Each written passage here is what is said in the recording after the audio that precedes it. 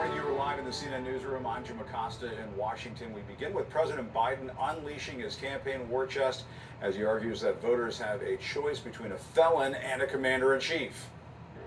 This election is between a convicted criminal who's only out for himself and a president who's fighting for your family. That's part of a new $50 million ad buy taking aim at Donald Trump's hush money trial conviction. Also today, House Speaker Mike Johnson is making the MAGA pilgrimage down to Mar-a-Lago. The meeting comes days after Trump met with Republican lawmakers up on Capitol Hill for the first time since the January 6th insurrection. Before that assault on democracy, Trump sowed doubt about the election results for months on end. Now in 2024, he is doing that again. We need to watch the vote. We need to guard the vote. We need to stop the steal. We don't need votes. We have to stop. Focus, don't worry about votes. We got all the votes. We got to watch your vote because they destroy votes. They terminate your vote. They do all sorts of things. Watch your vote. President Biden is calling rhetoric like that, quote, outrageous this weekend at a star-studded fundraiser for President Barack Obama. Biden delivered a stark warning about what he thinks could be the, quote, scariest part of a second Trump term. The next president is likely to have two new Supreme Court nominees. Two more. He's already appointed two that have been very negative in terms of the rights of individuals. Could this be the scariest part of all of it? Well, I think it is one of the scariest parts. Look, the Supreme Court has never been as out of kilter as it is today. All right, lots to talk about. Let's discuss with Democratic strategist Chuck Rocha and CNN political commentator and Republican strategist Shermichael Singleton. Guys, thanks so much. Let's take a little bit more of a look at this new Biden ad. Just came out this morning. Huge $50 million ad buy. Let's watch. In the courtroom, we see Donald Trump for who he is. He's been convicted of for sexual assault, and he committed financial fraud. Meanwhile, Joe Biden's been working, lowering health care costs and making big corporations pay their fair share. This election is between a convicted criminal who's only out for himself and a president who's fighting for your family. Yeah, Chuck, I'm old enough to remember when the president and his campaign were reluctant to go and talk about the legal problems for the former president. Now they're diving right into the deep end here with this ad buy. Contrast. I teach this when I talk to kids who want to run campaigns all the time. We rely too much on looking at GOTV universes and too much in data and analytics.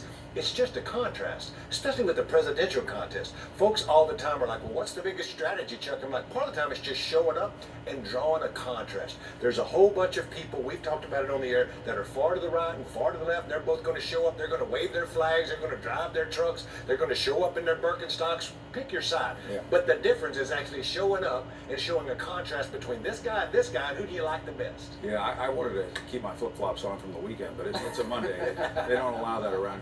Michael, I mean, Chuck's got a point, because this is really going to come down to those independents, that small number of independents who can be moved one way or the other in this race, and there might be enough of them to fill this room. There aren't that many of them.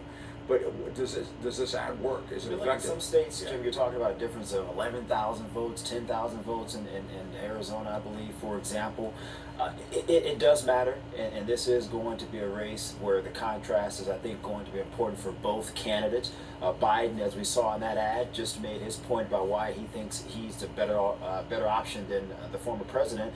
And then I expect sometime soon, because the Trump campaign is raising a lot of money as well, we're likely going to see ads focused on the immigration, focused on the economy, perhaps even focused on some of the foreign conflicts, where the former president will attempt to draw a contrast to Biden, saying, I can make the economy better. I can secure the border. There weren't so many national or international conflicts when I was in office compared to now. And so I think we're going to see a lot of this as the process heats up.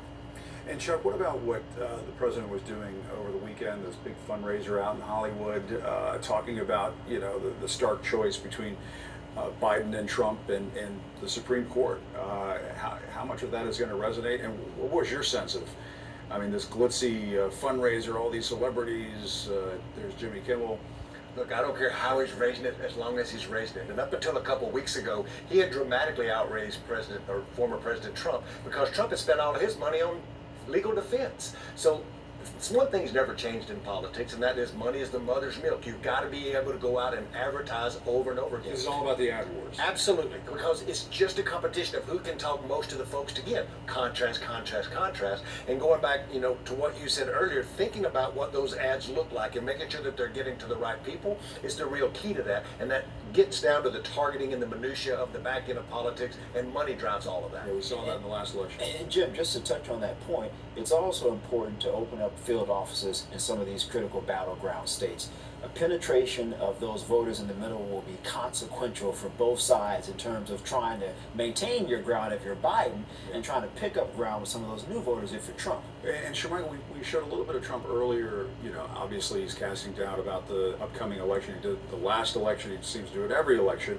In addition to that, what we saw over the weekend, we saw Steve Bannon, Trump's former chief strategist, talking about Inauguration Day 2025 as being, quote, accountability day. Let's watch that. November 5th is Judgment Day. January 20th, 2025 is Accountability Day. We are going to go and we're going to get every single receipt. And to the fullest extension of the law, you are going to be investigated, prosecuted, and incarcerated. We got to go back to Andrew Weissman and MSNBC and the New York Times and all of it, right? They stole us further. We got to go back there. Victory or death.